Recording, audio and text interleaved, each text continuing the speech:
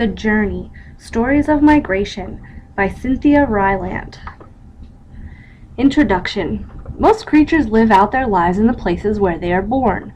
The tiny mouse runs in the fields where his mother ran. The gray squirrel lives in the same tall trees all her life. The cow stays on the farm. But there are some creatures who do not stay where they are born, who cannot stay. These are the creatures who migrate. Their lives will be spent moving from one place to another. Some will migrate to survive. Some will migrate to create new life. All will be remarkable. Here are the stories of two of these remarkable travelers, so different from each other but so alike in one profound way. Each must move. The locusts. There are a few migrations as dramatic and frightening as when the desert locusts are moving across Africa. These insects are actually young grasshoppers, and grasshoppers usually do not travel. But sometimes too many grasshopper eggs are laid in one small area, and when the grasshoppers are born, there isn't enough food. The grasshoppers now have only one choice for survival: to migrate in search of vegetation. And so these grasshoppers will begin changing. Their bodies will turn from light green to dark yellow or red. Their antennae will grow short rather than long, and when they rise up to fly together by the billions, they will be grasshoppers no more. They will be locusts. A cloud of desert locusts in the sky is an unbelievable sight. There are so many locusts that they block out the sun. It seems like night. And in the sudden darkness there's a terrible thunderous noise. It is the noise of a billion wings. What happens next is even more incredible.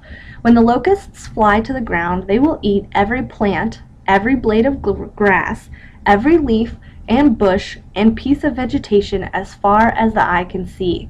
Within minutes they will fly off again, leaving behind them a total devastated landscape. And though locusts do not willfully hurt people, they want only to eat gardens, trees, bushes, grass. People may die because of the locusts. Because the gardens are empty of food, people may die of starvation.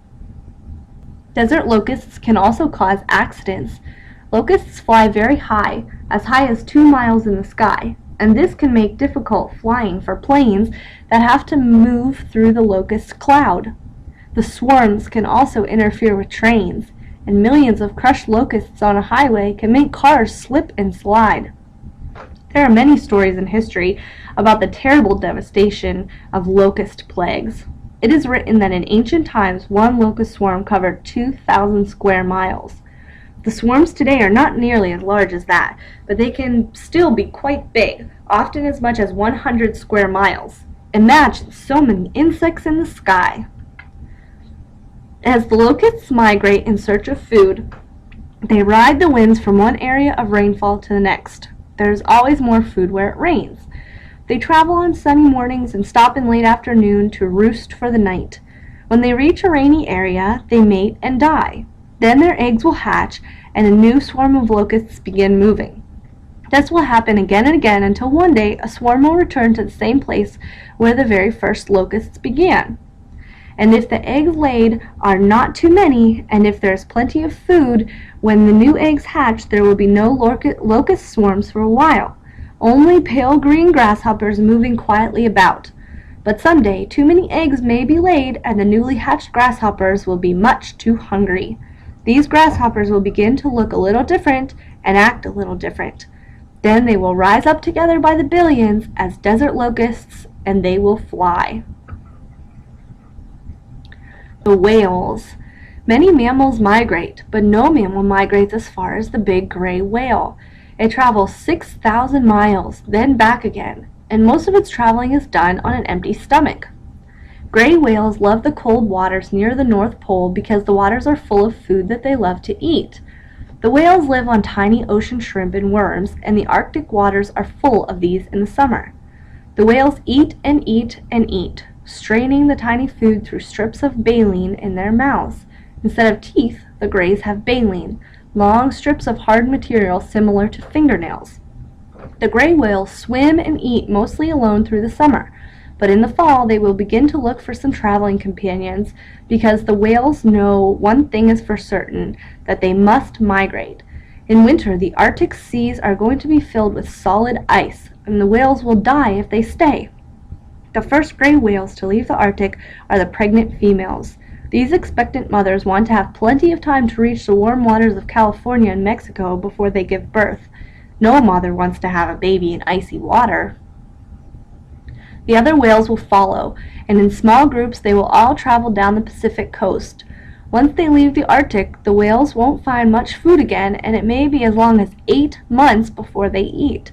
But the whales have stored a lot of fat in their bodies called blubber, and this will keep them alive. As they travel, the whales often swim near shore, and people along the way are thrilled. They wave to the whales from rocky cliffs and travel out in boats to say hello to them.